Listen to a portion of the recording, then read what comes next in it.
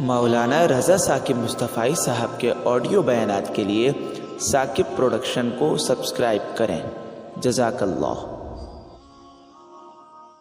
نماز کے بغیر جو اپنی زندگی گزارتے ہیں ان کی زندگی میں سوائے ٹینشن اور دکھ کے اور ہو کیا سکتا ہے؟ خشوع کے ساتھ نماز کرنا سیکھو۔ نماز پڑھنے کے بعد آپ ہلکے پھلکے پاؤ گے اپنے آپ کو، رقت کے ساتھ اللہ کے حضور گڑ گڑاتے ہوئے سجدے کرو، اس کا اپنا سرور پاؤ گے۔ اللہ اکبر۔ لیکن ایک بندہ کہے کہ جناب میں نماز پڑھتا ہوں لیکن ایسی کیفیت تو پیدا نہیں ہوتی، تو شیطان اس کو کہتا ہے کیا فائدہ ایسی نماز پڑھنے کا؟ لوگ بھی کہتے ہیں فلاں بندے سے یہ جرم بھی سرزد ہوتا ہے، نماز بھی پڑھتا ہے، اس کی نماز کو مورد الزام بناتے ہیں، تو بندہ بھی کہتا ہے چھوڑے، نماز نے مجھے کیا فائدہ دیا؟ لیکن کہا نہیں، نماز نہیں چھوڑنی۔ پہلے فرمایا نماز میں خشوع کرتے ہیں، یہاں فرمایا نماز کی محافظت کرتے ہیں۔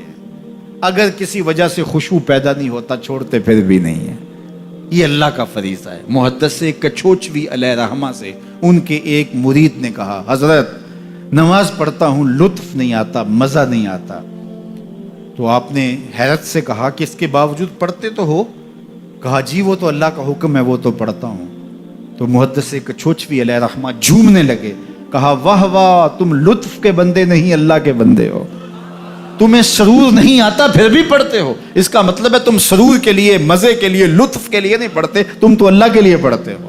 اللہ اکبر۔ تو بندہ سرور نہیں بھی آ رہا پھر بھی اپنے آپ کو کھینچ کے لا رہا ہے مسجد کے اندر، خیال تنگ کر رہے ہیں پھر بھی مصلی پہ اپنے آپ کو کھڑا کر رہا ہے، سوچے اس کو آوارہ پتے کی طرح کبھی ادھر پھینکتی ہے کبھی ادھر پھینکتی ہیں، لیکن پھر بھی وہ کھڑا ہوا ہے کہ میں نماز پوری کر کے جانی ہے، بار بار کبھی بھولتا ہے لیکن پھر دوبارہ نیت مان کے کھڑا ہو جاتا ہے، نہیں میں پوری کر کے جانی ہے۔ یہ کیوں کرتا ہے؟ میرے اللہ کا حکم ہے۔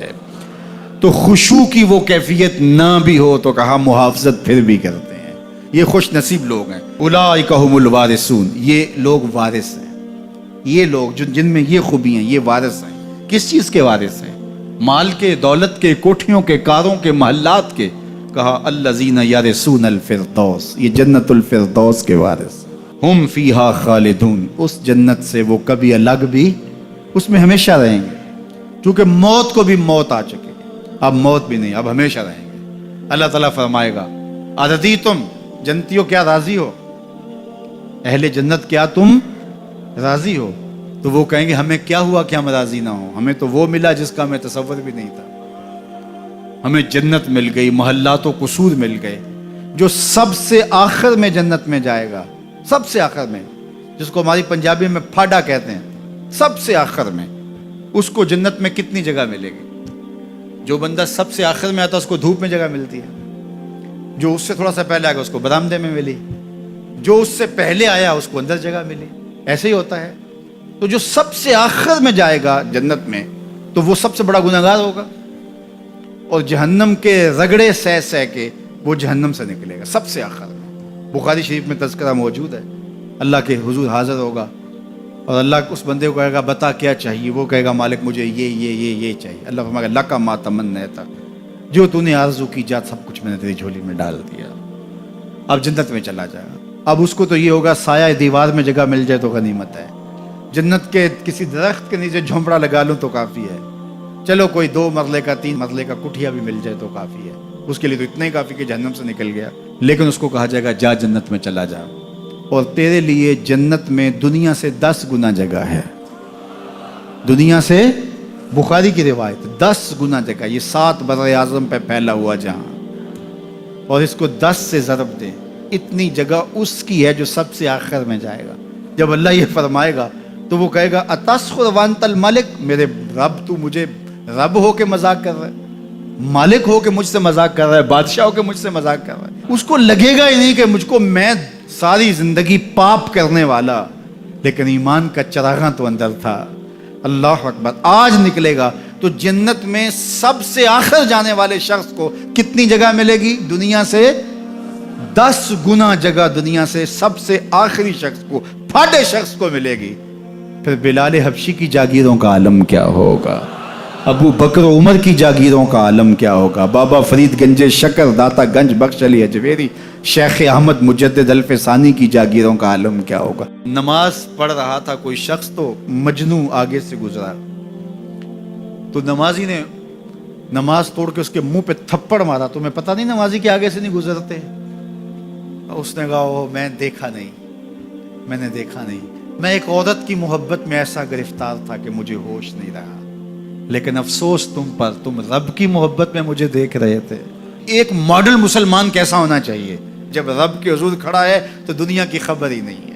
سیدنا علی المرتضیٰ کے بدن میں تیر پیوست ہو جاتا ہے، نماز میں کھڑے ہوتے ہیں تو یوں تیر نکال لیا جاتا ہے، آپ کو بعد میں پتہ چلتا ہے کہ میرے بدن سے تیر نکالا گیا ہے۔ یہ ہے عبادت میں خشوع۔ جب اس کے ہو گئے، مہویت کا یہ عالم ہے کہ اسی کے ہو گئے، کسی غیر کی طرف خیال بھی نہیں گیا۔ کسی اور کی طرف دیکھیں کیوں، کسی اور کی طرف تکیں کیوں، جب نظارے اس کے ہیں نگاہوں میں، جب خیال اس کے ہیں۔ نماز ہے تو مہویت، اپنی عصمت کا جوہر ہے تو اس کے گرد پہرے بٹھائے ہیں۔ مجال ہے کہ عصمت کے جوہر کو داغ بھی لگنے پائے، مجال ہے کہ خیال بھٹکنے بھی پائے، سوچوں میں آوارگی آنے پائے۔ یہ خیال جب جمع ہوا ہے کہ میرا اللہ مجھے دیکھ رہا ہے، پھر بند کوٹڑی میں بھی جرم نہیں ہوتا۔ آپ نہیں دیکھتے کہ سارے دروازے بند کر کے بت کے اوپر موٹا کھیس ڈال کے زلیخا بولتی ہے تلک یوسف آ جاؤ نا، اب تو کوئی نہیں دیکھ رہا۔ کالا معاذ اللہ، جناب یوسف کہتے ہیں میں اللہ کی پناہ میں آتا ہوں، تو اس بے نور آنکھیں رکھنے والے اس پتھر کے مادو سے بھی حیا کرتی ہے، اس سے بھی پردہ کر لیا، جس کی بے نور پتھریلی آنکھیں دیکھتی بھی نہیں ہیں، تو میں اس سے حیا نہ کروں جو ساتویں کوٹڑی میں بھی دیکھتا ہے۔ اللہ اکبر، اتنی روشنی برستی ہے کہ گناہ کا تصور ہی محال ہو جاتا ہے۔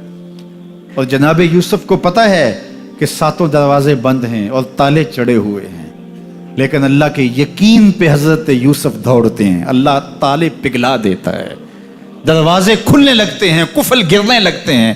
جب کوئی اس کا ہو جائے تو کوئی قفل، کوئی راستے کی بندش اس کا راستہ نہیں روک سکتی۔ اللہ بند مکفل راہیں بھی کشادہ کر دیتا، اس کے ہو کے تو دیکھو، اس کے بن کے تو دیکھو۔